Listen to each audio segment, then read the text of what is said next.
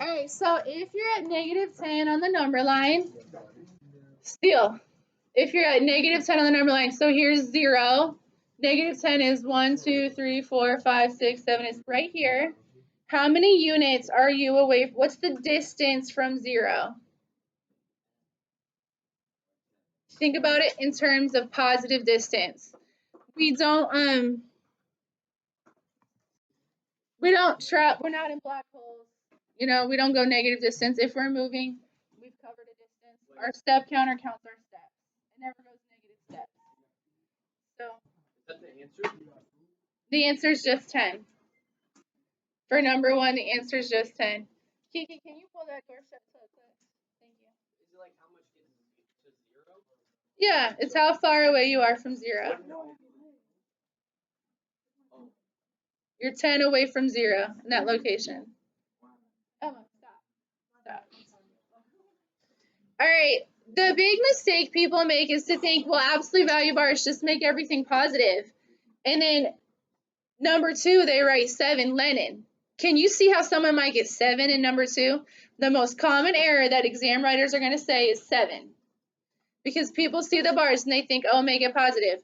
But you do the math first. I'm going to do 4 minus 3 is 1. Distance from 1 on a number line is 1. Okay?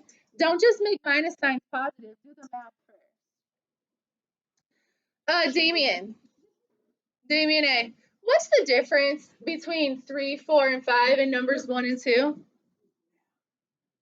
They're different, but unless someone points it out, it might be really hard to identify. How are these 3? The directions say solve here, and those only say simplify. How are the problems even different? Why can we solve these 3 and we can't solve the first 2? Why? The variable x.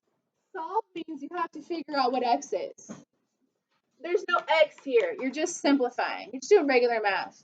Once they put a variable in, they say solve because they want to know what's going to make this true. So on number 3, what could x be? I'm going to switch. I can't write anymore on this. Sorry, here.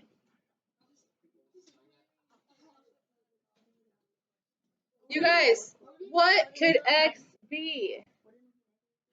X could be negative 3. Great job, Alana. X could be negative 3. If I put a negative 3 in here, the distance from 0 is 3. Shh. All right. What else could it be, Emerson? Yeah, maybe look at the math. Or 3. Yeah, in just a minute, but like it was up there plenty of time. You should have been on task. On task. So this is a note for you. Yesterday, you guys, shh, Ramira. Yesterday we did, Emerson, can you just be quiet? Yesterday we did inequalities, and I said highlight this in your bell work so that on May 10th when you study you can see a quick highlight just by flipping through your notebook. I said when you multiply or divide by a negative to flip an inequality symbol. The big note for today that you should literally right now get out a yellow highlighter if you have one and highlight is that absolute value equations have 2 answers.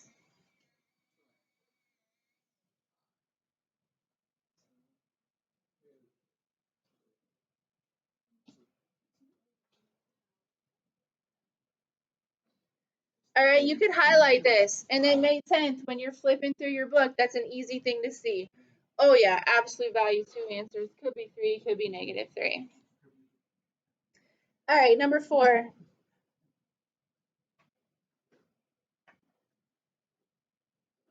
Number 4, what did it look like? I'm going to go back to the problem screen. Oh, you got that one right?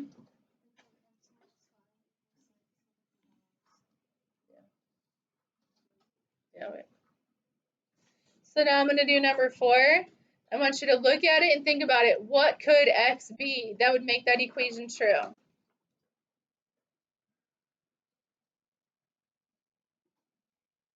I'm flipping to the other screen now.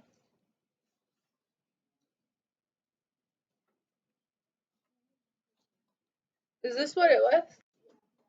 This is what it was. All right, so I'm asking myself a question. What is x? Still you have an answer? Maybe x is 11. There's actually two possibilities. I'm going to do x minus 5 equals 6, or, so that's the positive possibility, or there's a possible negative possibility. X minus 5 might be negative 6. Like, this could work out to be negative 6, and then the bars turn it positive. So we don't know, is this positive 6 or is it negative 6? The bars make the answer look positive. So I set up the two possibilities, one positive and one negative. Put a line in.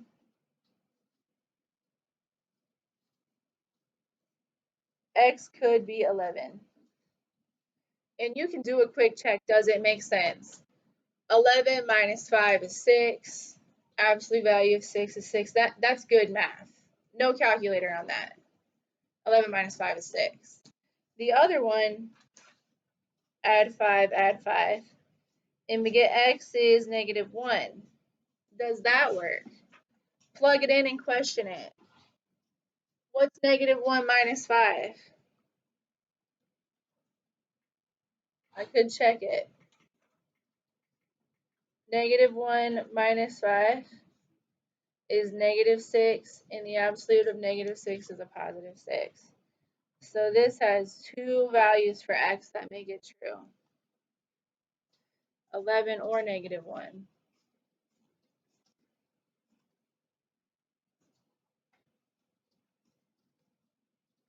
Last question, number 5.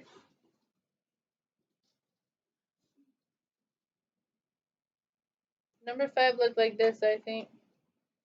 It was negative 2, 1/2 x plus 4 equals 8.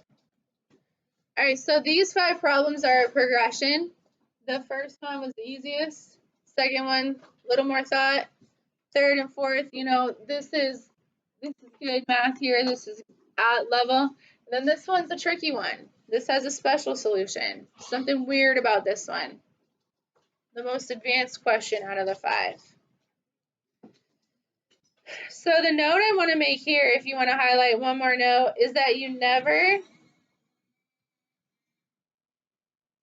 distribute into absolute value bars.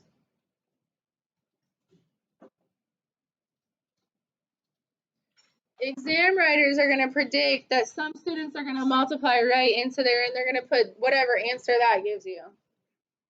But you don't distribute into absolute value bars. You actually want to isolate them.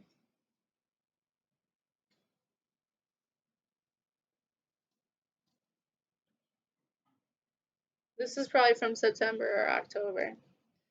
So by isolate, I mean get them alone. So I have to get rid of this negative 2 here. How do I get rid of that negative 2 in front? It shouldn't be there. I can't distribute it in. Add 2 is people's first guess. However, I want to show you this. What's invisible is that there's a multiplication dot right here. All right? If there's no plus sign, there's no minus sign, that's multiplication. So what's the opposite of multiplying negative 2? Divide both sides by negative 2.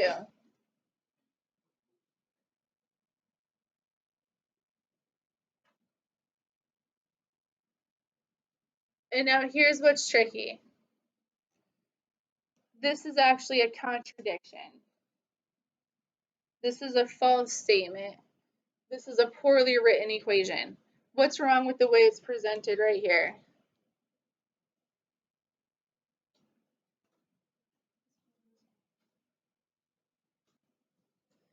This presents false. What's false about it? I just got done saying absolute value represents distance. And I got done saying we don't live in a black hole. Our watches don't count steps backwards. If you move forward, you move forward. Can absolute value ever be negative? No. This is a no solution equation.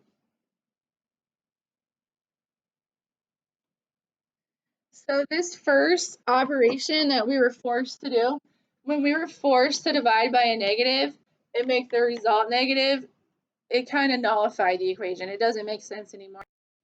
Absolute value should equal a positive. So you stop.